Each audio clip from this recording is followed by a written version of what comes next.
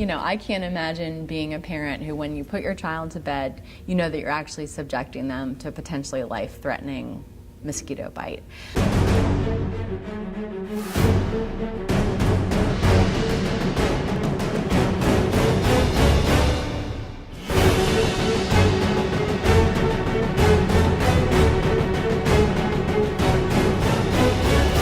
Hello, this is Marco Rock.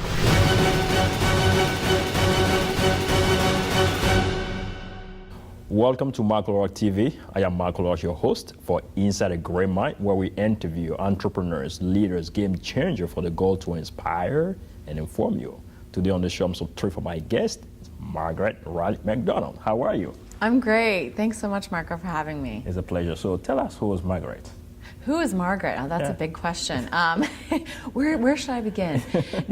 So right now I'm the executive director of the Nothing But Nets campaign within the United Nations Foundation, and really excited. We have a summit coming up over the next few days here in Washington, D.C., where we're bringing together around 200 of our champions from across the country, 32 states, and the District of Columbia, to learn more about malaria, to build awareness, learn more about how they can get involved, and then take on Capitol Hill to talk about the importance of fighting malaria. That's pretty awesome.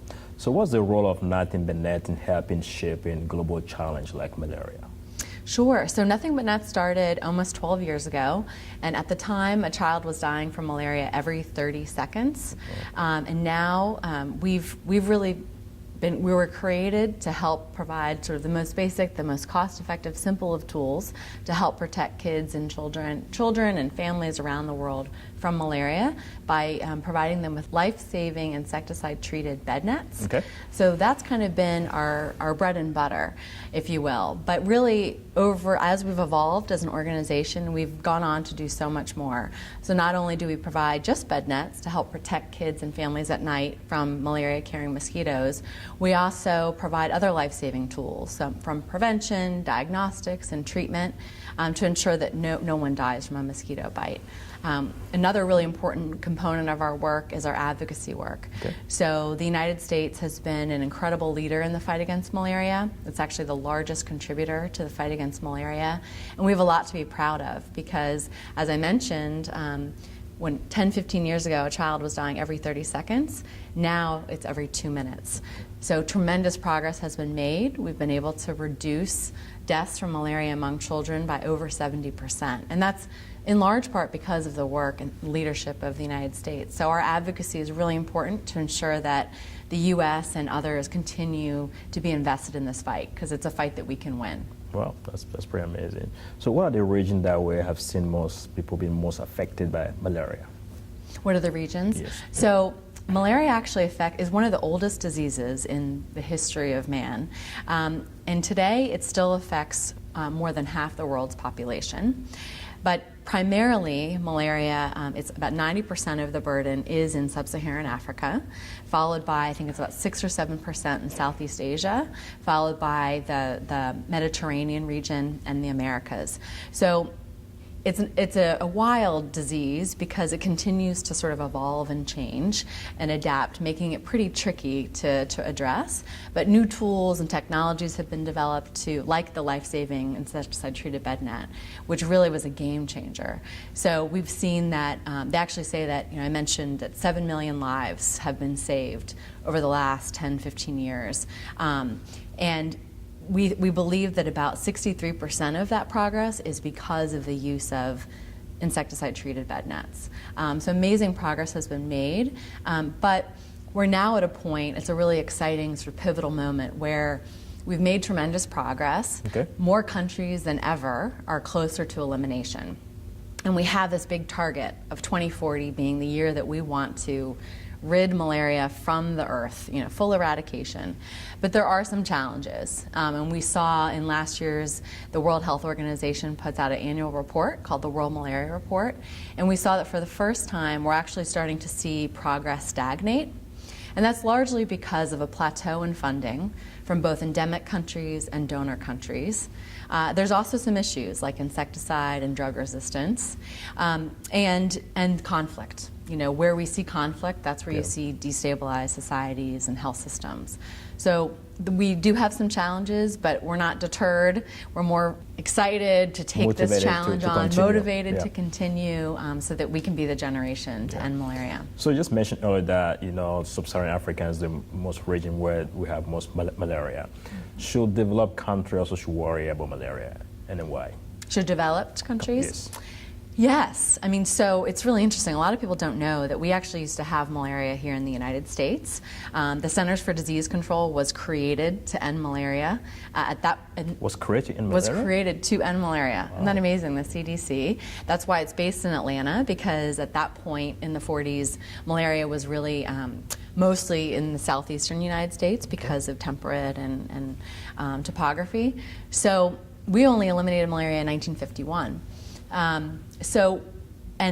Anyway, we know that it's still a threat. So whether you're a Peace Corps volunteer or a member of the U.S. military, it's actually the #1 global health threat to members of our military now is malaria, because they're often deployed in malaria endemic countries and regions. I mean, we should care for a lot of reasons, right? We should care because for moral reasons. I'm a mother of 3 young kids. I can't imagine subjecting my child to a life-threatening mosquito bite when I put them to bed at night. No mother, no father, no one should be in that situation. We should care for global health security, as we've seen with Zika or Ebola. It's a global world. It's one world. We're all global neighbors. Things travel. We could see malaria and other mosquito-borne illnesses return to our land, so we should care for that reason as well. There's also, even for trade and economic purposes, we know that $12 billion is lost on the continent of Africa alone because of malaria. And so once you free the continent from that burden, the opportunities could be endless. So Cool. So what are the solutions and the most impacts that you can share with us in terms of McDonnell, what we guys have achieved so far?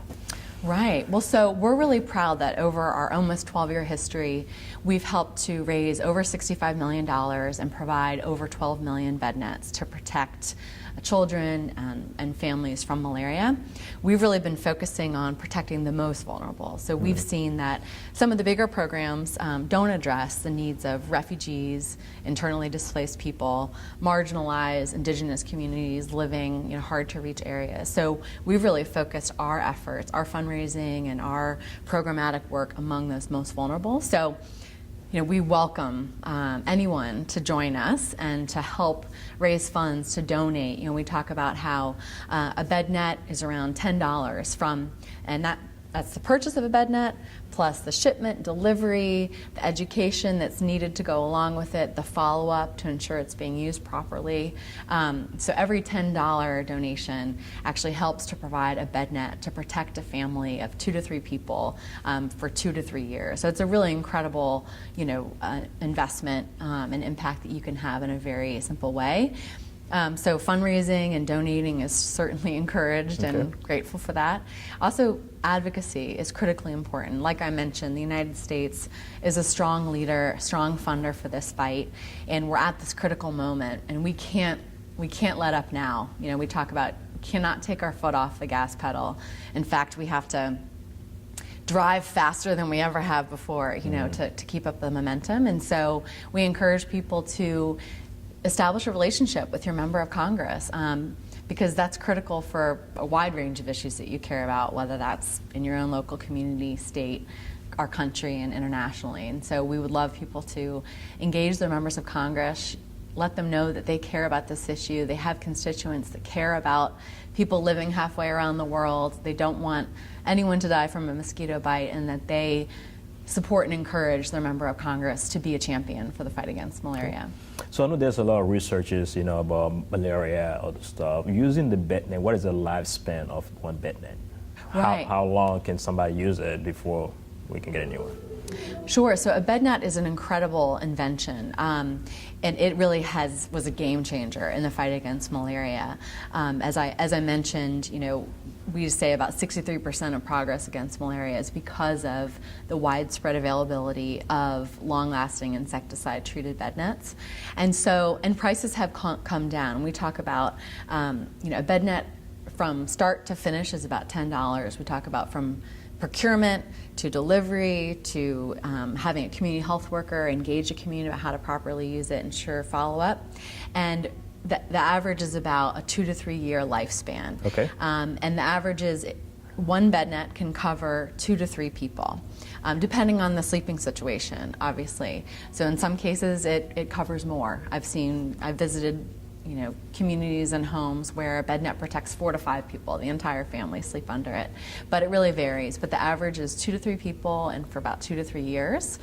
And that also depends on the condition. It's harsher and lasts less.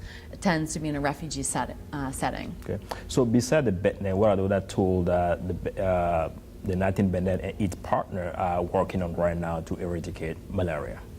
So there's many tools. So the bed net's an incredible tool, but it's not the whole picture, right? Yeah. We talk about malaria, it's critical to have prevention, diagnostics, and treatment. And so insecticide-treated bed nets are sort of the best prevention tool. There's also things like indoor residual spraying, larviciding, where you're actually killing the larva of the mosquito before it has the chance to breed and bite. We talk about access to diagnostics. So it's incredible. They're called rapid diagnostic tests, RDTs. Okay. And within, I've seen it done within a few minutes of a prick on your finger or heel, you can detect whether or not you have malaria. And then if you're in a health clinic or a community that has access, which of course is not always the case, then immediately ACTs can be administered, so artemisinin combination therapies, which are treatment for malaria. So that's really it's that kind of sequencing, and so Nothing But Now has helped provide along that continuum. Our bread and butter continues to be on the prevention side with bed nets and other tools, but we also provide diagnostics and treatment as well. Awesome. So if Margaret has to make one positive change in the world right now, what would that be? If you have the power to change one thing in the world right now, what would that be? Oh, there's so many things. Only I have one. to choose one. Okay. One, yes. Well, given where I am, I will say that I'm a mother of 3 young kids, and I know that when I put my kids to bed at night, it's supposed to be, a time of peace and security and, frankly, relief, right? Because as a parent, you're tired. Yes. And your kids go to bed, and you might celebrate with a glass of wine or a book or scrolling on Facebook until you fall asleep. But I'd say I can't imagine being a parent who, when you put your child to bed, that you're actually subjecting them to potentially life-threatening mosquito bite. So if there's one thing I could do, I would help to ensure that no mother, no father, no grandparent has to subject their child to a life-threatening disease like malaria when they put them to bed at night. And so I hope that, I believe that we will get to the day when malaria is rid from this planet and parents don't have to fear that. And that's what I hope. That's pretty cool. So what would be our last tip, advice to my audience? I'd say don't hesitate. Don't hesitate to realize the power that you have as an individual. I think it was Margaret Mead, right, that said, I'm going to get the quote wrong, but never doubt the power of a small group of citizens. Okay. Oh, what's the? Oh no, it's small group. Never doubt the power of a small group of citizens to change the world. In fact, it's the only thing that ever has. Something like that. That was a Margaret Mead quote, and I think it's really powerful because it says, some of these problems seem so big, seem so intractable, seem like you can't do anything about it.